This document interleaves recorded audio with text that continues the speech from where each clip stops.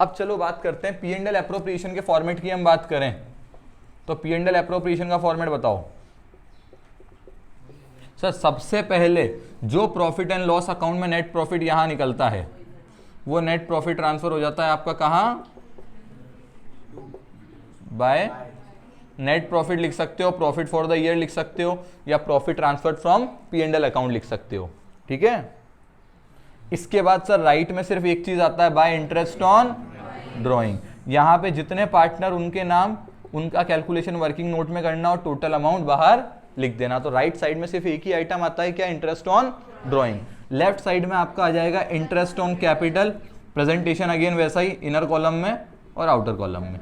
To partner salary, partner का commission,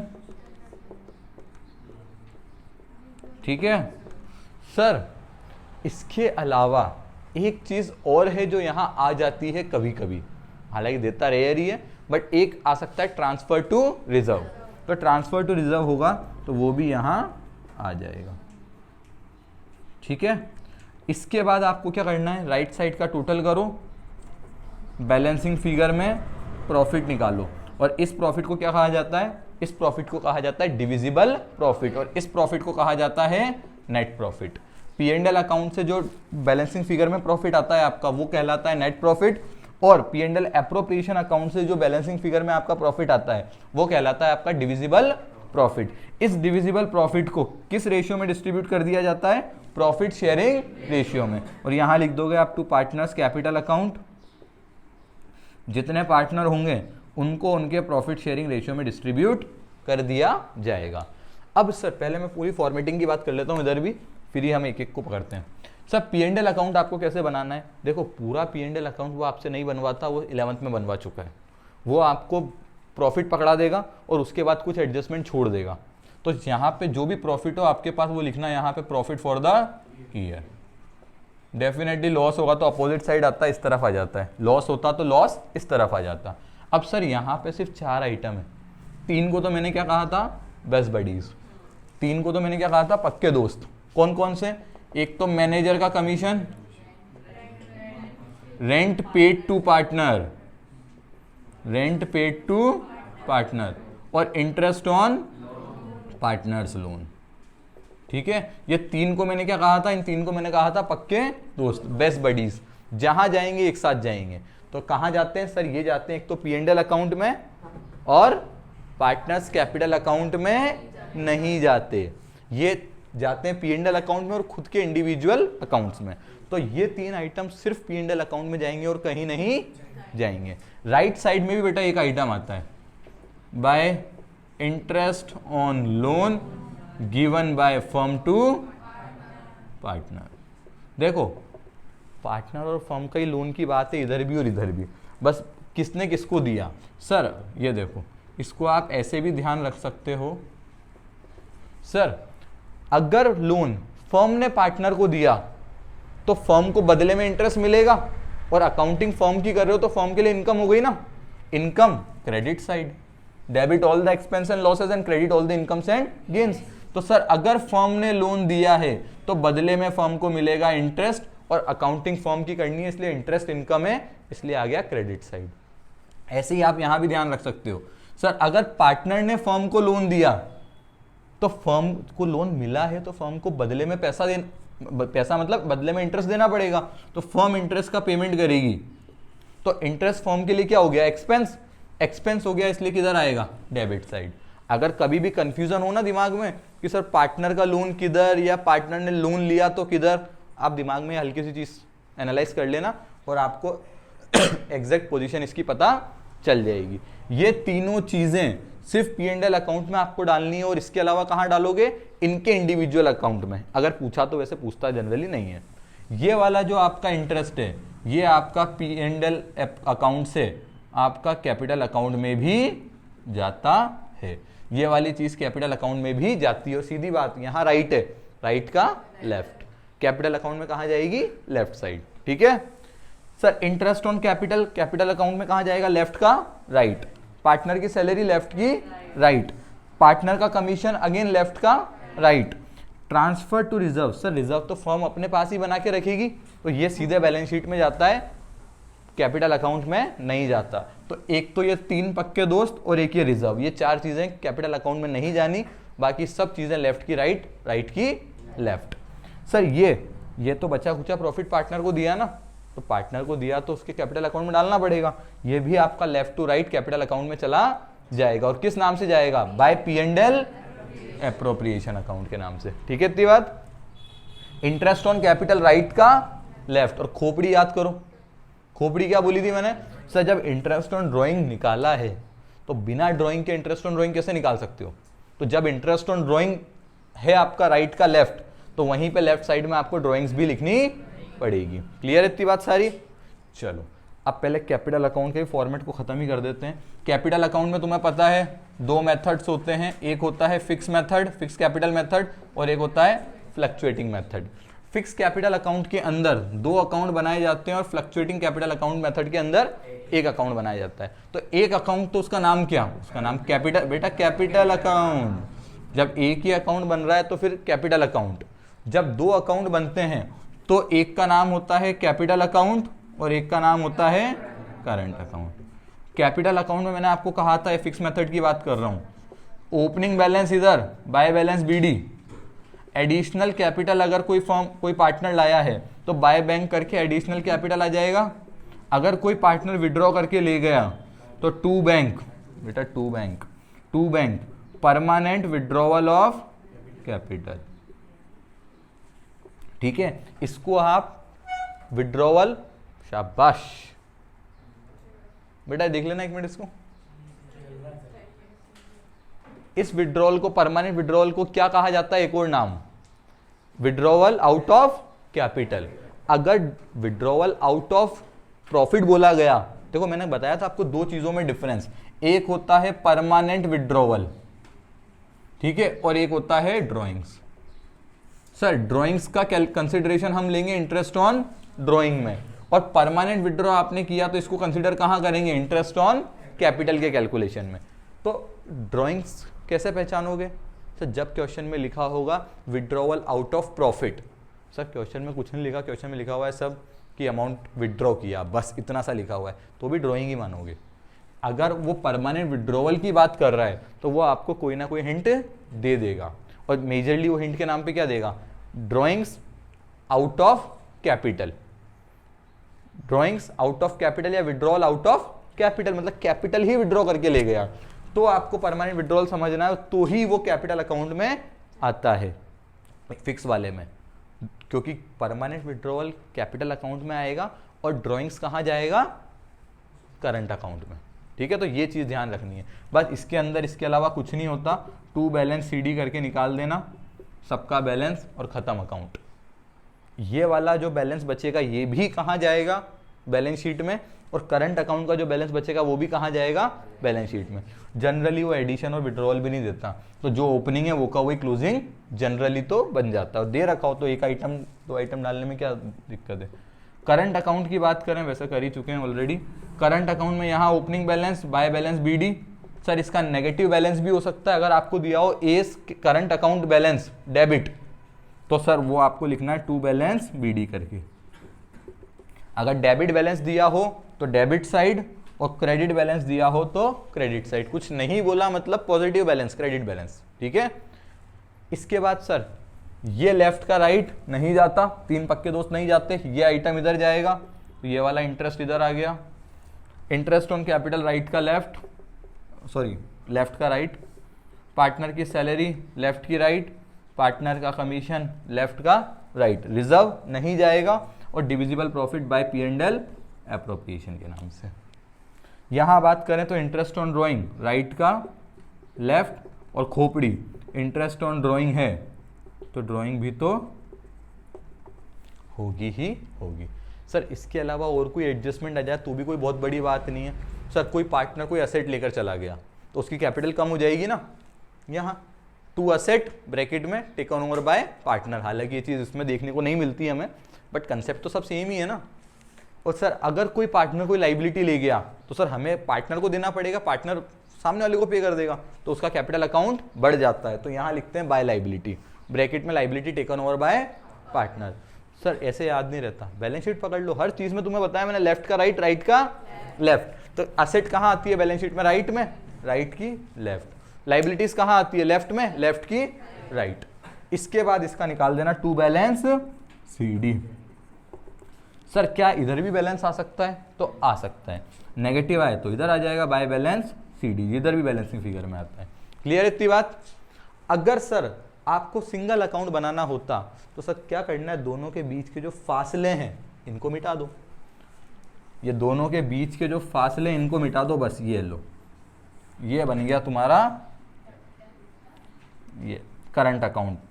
ये current account capital account दोनों को मिक्स किया तो आपका बन गया single capital account fluctuating method से। अब किसी भी लेजर अकाउंट के अंदर दो बार ओपनिंग दो बार क्लोजिंग आता है क्या? बीच में क्लोजिंग ओपनिंग आता है क्या? तो सर ये बैलेंस CD यहाँ नहीं निकलेगा और ये बैलेंस BD भी यहाँ नहीं लिखाएगा, क्योंकि बैलेंस भी आपको एक ही गिवन होगा, दो बैलेंस गिवन ही नहीं होंगे। तो जो बैलेंस गिवन होगा वो इधर आ जाएगा, नेगेटिव होगा तो इधर आ जाएगा, और उसके बाद फाइनली बैलेंस यहाँ निकल जाएगा, नेगेटिव आया तो यहाँ निकल जाएगा। कोई दिक्कत? ये बन गया कैपिटल अकाउंट भी। अब बात करते हैं कैलकुलेशंस की, जो सबसे इंपॉर्टेंट पार्ट अब यहाँ आने वाला है। ये पूरा प्रेजेंटेशन वाला पार्ट हो गया, कौन सी चीज़ कहाँ जाएगी, ठीक है। अब सर बात करें हम, सबसे पहले हम बात करते हैं सैलरी की। सिंपल सी चीज़ है, इसको सैलरी को ख़त्म कर देते हैं। सर सैलरी में सीधी सी बात है, पर एनम कही तो सीधे का सीधा वही अमाउंट लिख देते हैं, पर मंथ कहा तो इंटू 12 करके लिख देते हैं, पर क्वार्टर कहा तो 4 से मल्टीप्लाई कर देते हैं। मैंने कहा था ये है आपका कैलेंडर, साल, क्वार्टर 1 2 3 4, 1 2 3 4 क्वार्टर, ठीक है, महीने एक एक ब्लॉक 12। सर इससे आपको ये भी याद हो जाता है कौन सा क्वार्टर कहाँ से स्टार्ट हो रहा है कहाँ खत्म हो रहा है। अप्रैल मई जून, जुलाई अगस्त सितंबर, अक्टूबर नवंबर दिसंबर, जनवरी फरवरी मार्च। वैसे यहाँ पे भी एक ट्विस्ट डाला जा सकता है। अगर आपसे कह दिया कि बिजनेस सर 1 जुलाई को कमेंस हुआ और पर एनम सैलरी दे रखी है आपको 60,000, तो गलती मत कर देना, यहाँ जैसे ही तुमने 60,000 लिखा हो गया गलत, क्योंकि सर जब बिजनेस 1 जुलाई को चालू किया तो 1 जुलाई से 31 मार्च, शायद 9 महीने है ना, तो 9 महीने, तो 60,000 की सैलरी 12 महीने की है, डिवाइड बाय 12 इंटू 9 कितना आ जाएगा? शायद 45,000 आएगा शायद, 45,000। तो ये एक बढ़िया ट्विस्ट है, हालांकि देखने को कम ही मिलता है बट कोई बहुत बड़ी बात नहीं है, ठीक है। अगर कंटिन्यूएशन वाला बिजनेस है या 1 अप्रैल को बिजनेस चालू हुआ तो साल भर ही बिजनेस रहा, 60,000 पर मंथ है, मतलब पर एनम है, तो डायरेक्ट यहाँ आ जाएगा। अगर सर यहाँ दिया होता 5,000 पर मंथ और बिजनेस कमेंस हुआ 1 जुलाई को, तो सर इंटू 12 नहीं करेंगे। इंटू 12 क्यों नहीं करेंगे? क्योंकि सर बिजनेस ही 1 जुलाई को चालू हुआ, तो इस साल बिजनेस कितने महीने रहा? 9 महीने, तो 5,000 की सैलरी 9 मंथ्स तक 45,000 वैसे आ जाता। तो यहाँ तो कोई दिक्कत नहीं है ना। सेम कैलकुलेशन रेंट का है, रेंट का और पार्टनर सैलरी का कैलकुलेशन सेम एक जैसा है, ठीक है। चलो अब आगे बात करते हैं।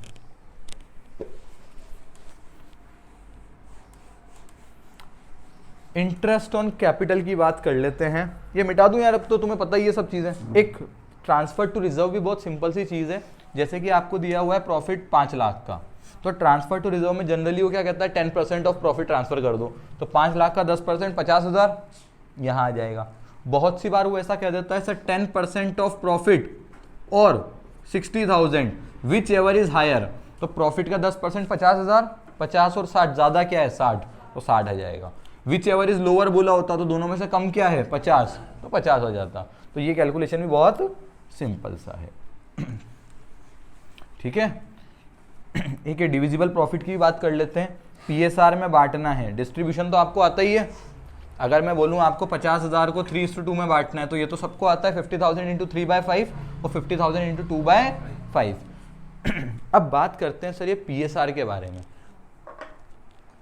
Sir PSR profit sharing ratio directly given हो सकता है, इनडायरेक्टली गिवन हो सकता है, और हो सकता है गिवन ही ना हो। तो सर अगर गिवन नहीं है तो इक्वली जितने पार्टनर्स हैं उनमें बराबर बांट दो। 2 है तो 2 में 1/2 1/2, 3 है तो 1/3 1/3 1/3, ठीक है। सर गिवन है डायरेक्टली तो कैसे गिवन होगा 5:3:2, 5:3:2 या 3:2 4:1, जितने पार्टनर उनके हिसाब से रेशियो डायरेक्टली गिवन हो सकता है। इनडायरेक्टली कैसे होता है? Capital ratio. इनडायरेक्टली जनरली वो क्या बोलता है कि उनके कैपिटल रेशियो में क्या करना है आपको, सर A:B:C, ए का कैपिटल ए के नीचे, बी का कैपिटल बी के नीचे, सी का कैपिटल सी के नीचे। जितना सिंप्लीफाई हो रहा हो कर दो, 5 0 काट दी तो 5:3:2 आ गया। ठीक है, तो इनडायरेक्टली भी क्वेश्चन आपको प्रॉफिट शेयरिंग रेशियो दे सकता है। इतनी बात क्लियर है? चलो ये भी हटा देते हैं। अब इंटरेस्ट ऑन कैपिटल की बात कर लेते हैं। देखो इंटरेस्ट ऑन कैपिटल के लिए मैंने आपको क्या कहा है, सबसे बढ़िया तरीका तो मुझे जो लगता है वो है टाइमलाइन। सबसे बढ़िया तरीका, बहुत सिंपल सा काम है। सर आपको दिया हुआ है 1 अप्रैल के दिन ए का कैपिटल था 5 लाख का और बी का कैपिटल था 3 लाख का।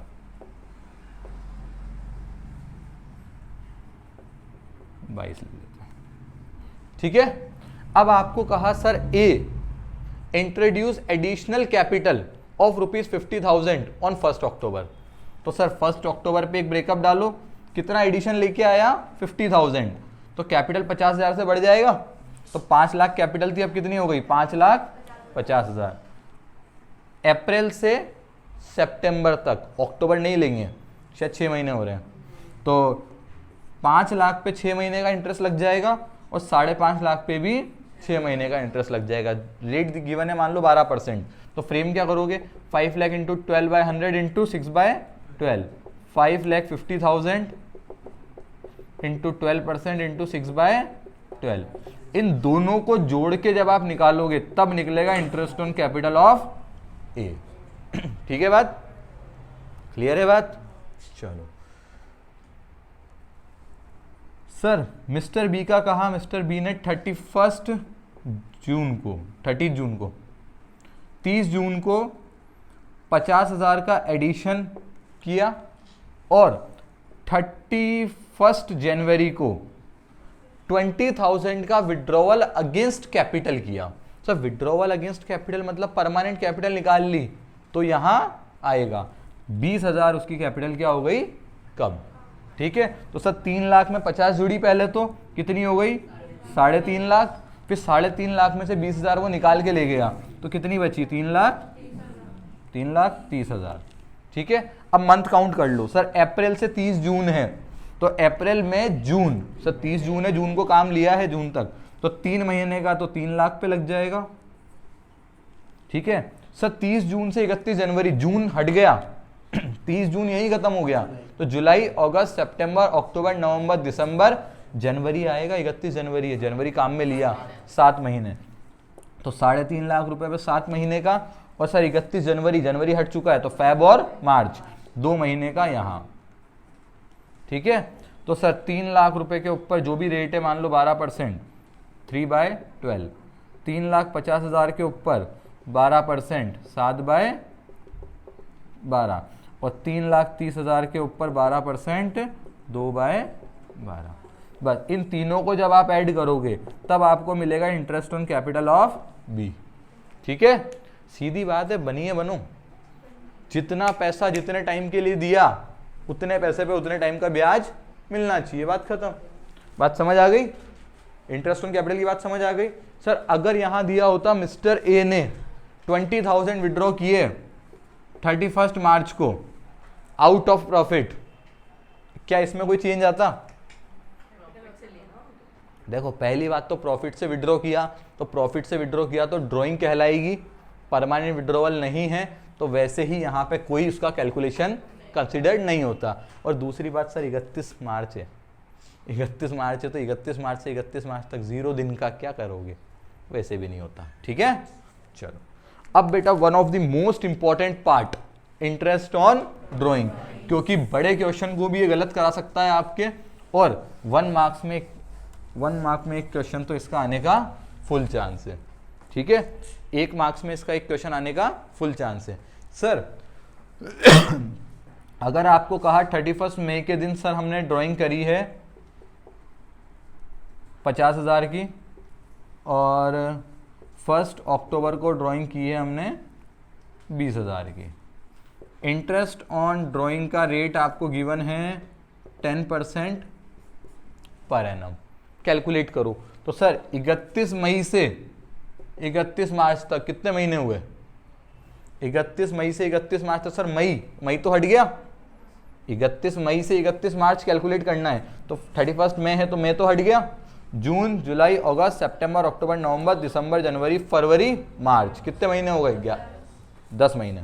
तो 10 मंथ तो यहाँ हो गए। और उंगलियों पे गिनने में शर्माना मत, गलती कर दोगे छोटी सी तो आंसर गलत हो जाएगा, ठीक है। वो सब 1 अक्टूबर से 31 मार्च तक निकालेंगे तो 1 अक्टूबर से 31 मार्च, सर अक्टूबर 1 तारीख है, अभी अक्टूबर निकला नहीं है, तो अक्टूबर, नवंबर, दिसंबर, जनवरी, फरवरी, मार्च, 6 महीने।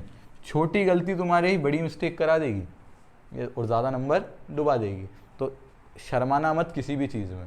3 घंटे की बात है, वैसे भी कितने लोग जानते हैं, और वहाँ से निकलने के बाद कौन किस पे ध्यान देता है। तो आदत तो हम शर्मा शर्मी में ही, क्या वो पता नहीं दिखेगा क्या सोचेगा, सब भाड़ में जाना है। तो 3 घंटे बाद सब सोचता रहेगा, जिसको वो खुद के बारे में ही सोच रहा होगा, तुम्हें देख के भी भले। हाँ, वो डराने की बहुत बढ़िया स्कीम है, बाद में बताऊंगा, मैं बता चुका हूँ शायद। चलो अब सर कैसे निकालूं? तो देखो सिंपल सी बात है, 2 मेथड होते हैं। पहले तो एक होता है सिंपल मेथड, इंडिविजुअल सबका निकाल लो। कैसे? सर 50,000 रुपये पे 10% 10/12, ठीक है। और ऐसे ही यहाँ 20,000 पे 10% 6/12, ये दोनों जो आएगा, इसको जैसे आप ऐड करोगे ये आपको मिलेगा इंटरेस्ट ऑन ड्राइंग ऑफ, मान लो ए की गिवन थी है, इंटरेस्ट ऑन ड्राइंग ऑफ ए कितना आ रहा है? 2,000, 1,000 तो यहाँ आ रहा है, और यहाँ कितना आ रहा है? इसको 60 कर लेते हैं, कैलकुलेशन सही हो जाएगा। ये लो, कितना हो गया? 5,000, ठीक है। तो कितना हो गया? 6,000। ये तो हो गया सिंपल मेथड। अब सिंपल मेथड का फॉर्मूला क्या बना बेटा आपका? Amount into rate upon 100 into period upon month. के लिए 12 ले लेते हैं अपन। अगर डेज होता तो डेज अपॉन 365 हो जाता, बट डेज जनरली देता नहीं है, वो मंथ ही देता है। सर ये हुआ सिंपल मेथड। एक होता है इसका प्रोडक्ट मेथड। प्रोडक्ट मेथड के लिए मैंने क्या कहा था? सर अमाउंट को और पीरियड को मल्टीप्लाई कर लो। अमाउंट इंटू पीरियड क्या कहलाता है? प्रोडक्ट। अमाउंट इंटू पीरियड क्या कहलाता है? प्रोडक्ट। तो अमाउंट इंटू प्रोडक्ट क्या हो जाएगा आपका? अमाउंट इंटू पीरियड क्या हो जाएगा आपका? प्रोडक्ट। बाकी ऐसा का ऐसा ही लिख दो, रेट अपॉन 100, यहाँ कुछ नहीं बचा तो 1/12। ये बन गया प्रोडक्ट मेथड का फॉर्मूला। अमाउंट इंटू पीरियड किया, कितना हो गया? 6 लाख इधर और 1,20,000 इधर, 720 आया टोटल प्रोडक्ट। इसको यहाँ पुट कर लो, आपका आंसर तो भी क्या आएगा? सेम, ठीक है, 6,000 आ जाएगा। तो इन दोनों बातों में कोई दिक्कत नहीं। तीसरी बात ये भी कर लेते हैं पहले, डायरेक्ट रेट वाली। बहुत सी बार वो क्या करता है, क्वेश्चन में आपको कहता है sir drying of A during the year is 1 lakh rupees. Drying of A during the year is 1 lakh rupees. Sir during the year दिया हो, कैसे भी दिया हो, मुद्दे की बात यह है कि आपको डेट पता नहीं है। अगर डेट पता है तो फिर तो डेट के हिसाब से कैलकुलेट करना पड़ता है, बट अगर आपको डेट नहीं पता तो हम कैसे माने कब ड्राइंग किया? तो उस केस में आपको अजम्पशन दे रखी है। सीबीएसई की अजम्पशन क्या थी? वो मिड में मानता है, पर आप तो सब अभी छोड़ो, अभी सीधे मेन क्रक्स पे आओ आप। तो सर आपको दिया हुआ है 1 लाख का ड्राइंग ड्यूरिंग द ईयर किया और रेट गिवन है 10%। अगर 10% गिवन है विदाउट पर एनम, सीधे 10% रेट गिवन है तो अमाउंट पे सीधे 10% लगाना, तो 1 लाख पे 10% कितना हो गया? 10,000। और अगर आपको गिवन है 10% पर एनम तो फिर क्या करोगे? 6/12, 1 लाख इंटू 10/100 इंटू 6/12, 5,000। तो ये कब करना है? जब आपको डेट ऑफ ड्राइंग गिवन ना हो। दूसरी बात, पर एनम गिवन हो तो ही 6/12 करना है, और डायरेक्ट रेट गिवन है तो सीधे डायरेक्ट रेट ही अप्लाई करना है। ये कब करना है? सब जब डेट ऑफ ड्राइंग गिवन ना हो। अगर डेट ऑफ ड्राइंग गिवन है, डायरेक्ट लिया, वो कह रहा है पर मंथ इतनी ड्राइंग, पर मंथ की बिगिनिंग में इतनी, पर क्वार्टर के एंड में इतनी, तो ये नहीं करना, ठीक है। चलो अब आ जाओ इसके सबसे इंपॉर्टेंट पार्ट पे, जहीं वहीं से आपका एमसीक्यू निकलने का फुल चांस है। कौन सा वाला? रेगुलर ड्राइंग वाला। रेगुलर ड्राइंग में आपको क्या ध्यान रखना है? सब पहले दो चीजें चेक करो। रेट के आगे पर एनम ना हो तो डायरेक्ट लगाओ ना, 10% है। नहीं, 6/12 नहीं आएगा। पर एनम रेट के आगे, यही तो बोला, पर एनम अगर रेट के आगे नहीं है तो 6/12 नहीं आएगा। अब सर रेगुलर ड्राइंग्स की बात करें तो रेगुलर ड्राइंग्स में दो कंडीशन आपकी सेटिस्फाई होनी चाहिए। कौन कौन सी?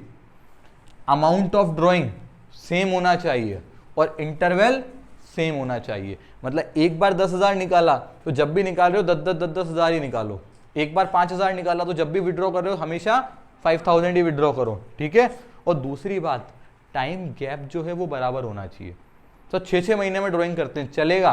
3-3 महीने में चलेगा, 4-4 महीने में सब चलेगा, तो 10-10 दिन में तो भी चलेगा। बस इंटरवल जो है वो होना चाहिए सेम। हर दो ड्राइंग के बीच का जो इंटरवल है वो आपका सेम होना चाहिए, तभी आपका ये रेगुलर ड्राइंग वाला मेथड लगेगा। अब इसमें क्या होगा? इसका फॉर्मूला सर वो का वही है फॉर्मूला, तो amount into rate upon 100 into period upon 12। Sir amount में ध्यान रखना है, यहाँ पे आपको टोटल ड्राइंग लेनी है। अमाउंट ऑफ टोटल ड्राइंग, जितना साल भर में विड्रॉ किया। सर 5,000 पर मंथ विड्रॉ किया तो सर साल का तो 12 महीने के हिसाब से 60,000 हो गया ना, तो यहाँ पे 5,000 नहीं लेना, आपको लेना है 60,000। और इक्वेशन में फ्रेम कर रहे हो तो इक्वेशन में आप ऐसा भी फ्रेम कर सकते हो x इंटू 12। अगर आपको इंटरेस्ट ऑन ड्राइंग गिवन है, बाकी डिटेल्स गिवन है और अमाउंट गिवन है कि पर मंथ विड्रॉ करते हैं, बट नहीं पता पर मंथ कितना विड्रॉ करते हैं, तो यहाँ पे आप x इंटू 12 भी ले सकते हो। इससे सीधा आपका आंसर निकल जाएगा और ज़्यादा बेटर है। अभी और बात कर लेते हैं। अगर पर क्वार्टर होता 5,000 पर क्वार्टर तो 5,000 इंटू 4 20,000, तो यहाँ 20,000 लेते ना कि 5,000। क्लियर है? चलो, रेट आपको गिवन होती है। और पीरियड की बात करें तो सर यहाँ पे पीरियड आपको गिवन नहीं होता, और हम कौन सा पीरियड लेते हैं यहाँ पे? Average period. एवरेज पीरियड की बताओ। पर मंथ के केस में बिगिनिंग में क्या एवरेज पीरियड यूज करते हैं? 6.5 मंथ। मिड में 6, एंड में 5.5। पर क्वार्टर होता है तो 7.5, 6 और 4.5। याद तो सिर्फ यही रखना है आपको, ठीक है। मिड का तो सीधा सा फंडा है 6 है, पर मंथ में जस्ट आगे पीछे आधा आधा, ठीक। और पर क्वार्टर में थोड़ा सा वेरिएशन वाला, तो याद वैसे रह जाता है। तो अपने काफ़ी क्वेश्चंस प्रैक्टिस किए हैं तो अब याद ही होगा। इसको कैलकुलेट करने का तरीका भी आपको मैंने बता रखा है, एवरेज पीरियड कैसे कैलकुलेट किया जाता है। तो सर एवरेज पीरियड का फॉर्मूला बताया था, time left after first drawing plus time left after last drawing divide by 2। जैसे मैं एक निकाल के बताता हूँ सर, पर क्वार्टर का एंड पकड़ो, चलो पर क्वार्टर के एंड में विड्रॉ करते हैं। तो सर पहला क्वार्टर ये देखो, अप्रैल मई जून, जून के एंड में 30 जून, तो पहली ड्राइंग कब करी? 30 जून को, ठीक है। सर लास्ट ड्राइंग कब करी? आखिरी क्वार्टर के आखिरी दिन, तो आखिरी क्वार्टर अप्रैल मई जून, जुलाई अगस्त सितंबर अक्टूबर नवंबर दिसंबर जनवरी फरवरी मार्च, और मार्च के आखिरी दिन 31 मार्च। तो सर 30 जून से 31 मार्च तक कितने महीने बाकी है? 9 महीने। और 31 मार्च से 31 मार्च तक कितने महीने बाकी है? 0 मंथ। तो 9 + 0 डिवाइड बाई 2 4.5, ठीक है। अब एक रैंडम क्वेश्चन करते हैं अपन। मान लो आपको गिवन है कि सर ड्राइंग्स हम करते हैं 12,000 per month eight the end of every month, ठीक है। और देना एक मिनट कैलकुलेटर, चलो 12,000 पर मंथ छोड़ो,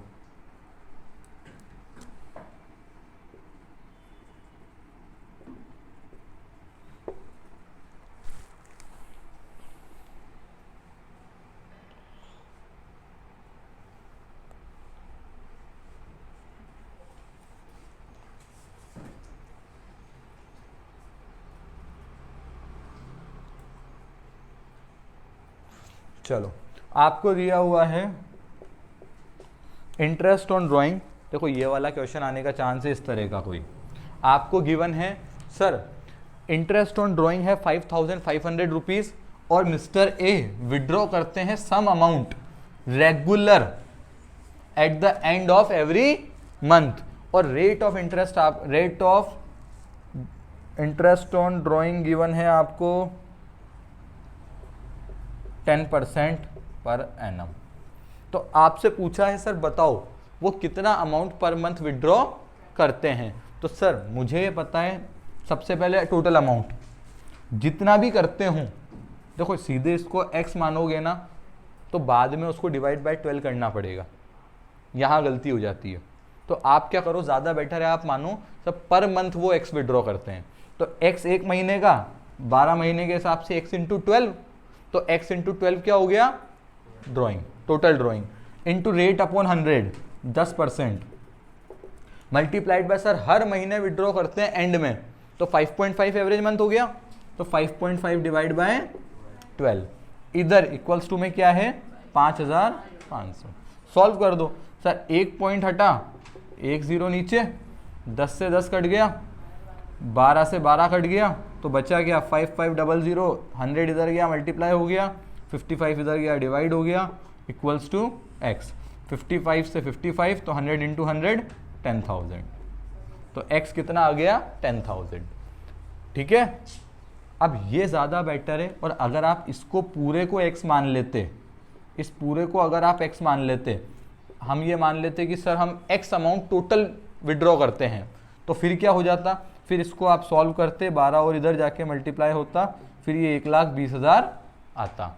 तो x अभी क्या माना मैंने, टोटल कितना ड्रॉ है, टोटल ड्रॉइंग माना x।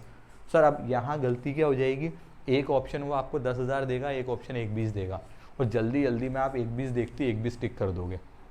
ठीक है, कायदे से यहाँ पे 1,20 तो टोटल ड्रॉइंग है साल भर की, तो डिवाइड बाय 12 करके 10,000 निकालना चाहिए।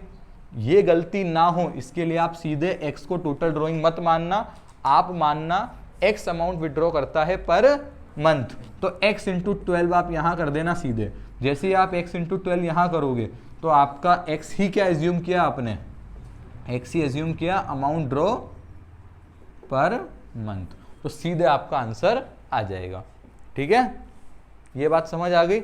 एक क्वेश्चन इसका आने वाला है। अब अगर आपकी किस्मत थोड़ी खराब रही तो ये क्वेश्चन तो आएगा, पर वो कैसे आएगा, ड्राइंग लास्ट के 6 महीने, लास्ट के 9 महीने, याद है। जैसे कि आपको दिया हुआ है क्वेश्चन, आपकी बुक का ही ले लेता हूं, देना बुक 1 मिनट।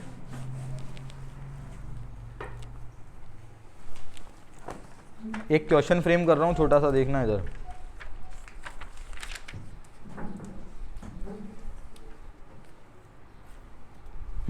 देखो लिखा हुआ है mister A withdraw 8,000 in the beginning of every month, 8,000 per month, और वो भी कब, बिगिनिंग में, फॉर 9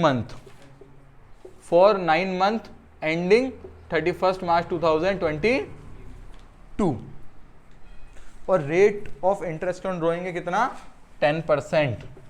अब सर आप अगर ये कर दोगे, सर 8,000 एक महीने विड्रॉ करते हैं, इंटू 12 ये टोटल ड्रॉइंग हो गया, इंटू रेट है 10/100, into average period, sir beginning है ना, तो 6.5 डिवाइड बाय 12। अगर आपने ये कर दिया तो आपका हो गया पूरा गलत। क्यों, क्योंकि सर उसने कहा है फॉर 9 मंथ, तो आप सिर्फ 9 महीने तक विड्रॉ किया आपने, तो सर 8,000 की ड्रॉइंग 12 महीने तक नहीं हुई, 8,000 की ड्रॉइंग हुई है 9 मंथ तक। तो पहली गलती तो यहाँ होती, और दूसरी गलती बेटा यहाँ होती, एवरेज पीरियड 6.5 नहीं आता। तो सर एवरेज पीरियड हम कैसे निकालते, इधर देखो सर, बिगिनिंग में विड्रॉ किया और लास्ट के 9 महीने में विड्रॉ किया, हर महीने विड्रॉ किया और लास्ट के 9 महीने तक विड्रॉ किया। तो सर या तो आगे के 3 महीने हटा दो, अप्रैल मई जून हटा दो, जो भी ड्रॉइंग है वो जुलाई से मार्च तक करी है। ठीक है, तो सर जुलाई में कब बिगिनिंग, तो पहली ड्रॉइंग 1 जुलाई को, और आखिरी ड्रॉइंग सर आखिरी महीने के पहले दिन, मतलब 1 मार्च को। तो सर यहाँ से बचे 9 महीने, यहाँ से बचा 1 महीना, 9 + 1 10, 10/2 5, तो यहाँ पे एवरेज पीरियड कितना आएगा 5। तो ये एक चीज़ है जो आपके आ सकती है अगर आपकी किस्मत थोड़ी सी खराब हुई तो। सॉल्व तो कर ही दोगे, कितना आ रहा है उसे सॉल्व करके, 800 × 9, 3000 आ गया, 3000 आंसर आपका देगा, ठीक है। और इसमें भी वो ऐसे नहीं देगा, इसमें भी वो ऐसे ही देगा, 3000 आपको आंसर दे रखा होगा और वो कह देगा बताओ कितना विड्रॉ करता है पर मंथ, तो यहाँ पे आपको x × 9 लेना है, ठीक है ना बेटा। आ गई ना बात समझ, इतनी बोल तो दिया करो। चलो, तो इसी के साथ आपका इंटरेस्ट ऑन ड्राइंग भी होता है पूरा का पूरा खत्म। सर इंटरेस्ट ऑन लोन की बात करें तो इसमें क्या बात करूं यार, बस आपको ये देखना लोन कब लिया है, आपको क्या चेक करना है, लोन कब लिया या कब दिया, उस डेट से लेकर 31 मार्च तक का आपको कैलकुलेट करना है। फॉर्मूला यूनिवर्सल है, हमेशा कहा है मैंने, किसी भी तरह का इंटरेस्ट आपको कैलकुलेट करना हो एक ही फॉर्मूला होता है, amount into rate upon 100 into period upon 12। हाँ टाइम कह लो, खुश रहो। चलो अब बेटा एक सबसे इंपॉर्टेंट चीज, in the absence of partnership deed. In the absence of partnership deed क्या कहती है सर, जब पार्टनरशिप डीड नहीं है तो हमें क्या ट्रीटमेंट्स कंसीडर करने हैं। सर एक याद रख, 2 याद रख लो बस, बाकी कुछ याद मत रखना, और है भी simple simple. Sir interest on capital नहीं देना, हमारे लिए पार्टनरशिप डीड क्या, हमारा क्वेश्चन, हमारे लिए पार्टनरशिप डीड क्या, हमारा question. Sir interest on capital का रेट नहीं है, कैसे निकाल लोगे, यही तो कंसेप्ट है। इंटरेस्ट ऑन कैपिटल अगर रेट गिवन ना हो तो इग्नोर करना है, इंटरेस्ट ऑन ड्राइंग का रेट नहीं है तो कैसे निकाल लोगे, तो नहीं निकाल सकते, तो वही तो है, इग्नोर करना है। पार्टनर को सैलरी नहीं पता कितनी कितनी देनी है तो सर इग्नोर। तो कंसेप्ट क्या कहता है आपका in the absence of partnership deed का, कि sir interest on capital, interest on drawing और पार्टनर सैलरी अगर नहीं दे रखी तो देने की कोई जरूरत नहीं है, पार्टनरशिप डीड में नहीं है ये 3 चीजें तो देने की जरूरत नहीं है। चौथा प्रोविजन, प्रॉफिट शेयरिंग रेशियो नहीं पता तो इक्वल, तो इसमें क्या याद रखना है, याद सिर्फ इकलौता यहां के लिए रखना है 6%, तो 6% पर एनम सिर्फ कहां है, याद करने का तरीका हमारा क्या, उस भले आदमी ने लोन देके हमें गलती नहीं की, तो वो भला आदमी कौन, पार्टनर, हम तो बिजनेस है ना अभी, तो भला आदमी कौन, पार्टनर। उस भले आदमी ने आपको लोन देके गलती नहीं की, अगर उसने आपको लोन दिया है तो 6% का आपको इंटरेस्ट उसको देना पड़ेगा। अगर क्वेश्चन में 10% गिवन हो तो 10% देना, नहीं हो तो अपने मन से 6% तो दे ही देना। क्लियर है बात। सर ये रेट गिवन नहीं है, ये वाली रेट गिवन नहीं है, फर्म ने लोन दिया, पार्टनर को इतना पता है बट रेट नहीं पता, तो यहां के लिए कोई रेट मन से एज्यूम नहीं करनी। पूरे अपने कंसेप्ट में सिर्फ इकलौती यही एक परसेंटेज है, सिर्फ यही इकलौती ऐसी रेट है जो हम मन से एज्यूम करते हैं, और इसका क्वेश्चन 1 नंबर में आने का फुल चांस रहता है। क्लियर है इतनी बात सारी।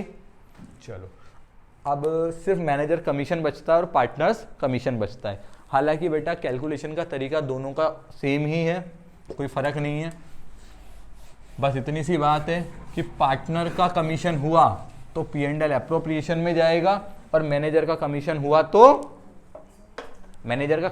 तो P&L अकाउंट में जाएगा। P&L अकाउंट में जो एक्सपेंसेस आप लिखते हो इनको क्या कहा जाता है, चार्ज अगेंस्ट प्रॉफिट, और P&L एप्रोप्रिएशन के अंदर जो आप लिखते हो उनको क्या कहा जाता है, एप्रोप्रिएशन ऑफ प्रॉफिट। P&L के खर्चे charge against profit, P&L appropriation वाले items appropriation of profit, appropriation मतलब डिस्ट्रीब्यूशन ऑफ प्रॉफिट, ठीक है। चलो अब मैनेजर कमीशन की बात करें तो बेटा इसमें पहले तो 2 फंड है, बिफोर और आफ्टर वाला। सब बिफोर क्या कहता है, बिफोर कहता है सीधे जो आप रेट अप्लाई करो रेट अपॉन 100 लगा दो, और आफ्टर का कंसेप्ट क्या कहता है, रेट अपॉन 100 प्लस रेट। जैसे 10% है तो यहाँ लोगे 10 अपॉन 100, यहाँ लोगे 10 अपॉन 110। 7% है तो यहाँ लोगे 7 अपॉन 100, यहाँ लोगे 7 अपॉन 107, ठीक है। और सर आफ्टर क्या, आफ्टर हिज कमीशन, मैनेजर का है तो मैनेजर का, किसी पार्टनर का है तो किसी पार्टनर का, जिस पार्टनर का कमीशन कैलकुलेट कर रहे हो उस पार्टनर के कमीशन के आफ्टर दिया हुआ है तो ही आपको रेट अपॉन 100 प्लस रेट करना है। और इसमें भी देखो मैंने एक फ्रेमिंग आपको बताई थी, बहुत सी बार वो क्या कहता है, sir as commission is 10% on profit after salary and his commission but before interest on capital. तो इसका मतलब क्या हुआ, मैंने कहा था सर आफ्टर का मतलब उन चीज़ों के बाद और बिफोर का मतलब उन चीज़ों के पहले। तो सर वैसे भी जनरली तो प्रॉफिट आपका कमीशन आपका इस प्रॉफिट पे निकलता है और ये प्रॉफिट तो बिफोर सारे आइटम ही तो होता है। तो बिफोर मतलब गेम हो गया हमारा न्यूट्रल।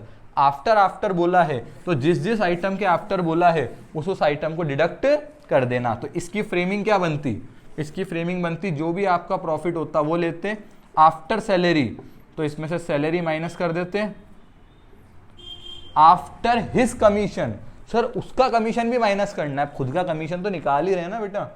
जब खुद का कमीशन निकाल रहे हो तो कैसे पता, पहले से नहीं पता, तो उसके लिए जैसे ही आप रेट लगाओगे तो रेट अपॉन 100 प्लस रेट कर दोगे। तो ये automatic rate upon 100 plus rate होते ही आफ्टर हिज कमीशन का ट्रीटमेंट हो गया। इसका डेरिवेशन भी बताया था मैंने क्लास में, याद हो तो आपको, हालांकि ज़रूरत नहीं है उसकी।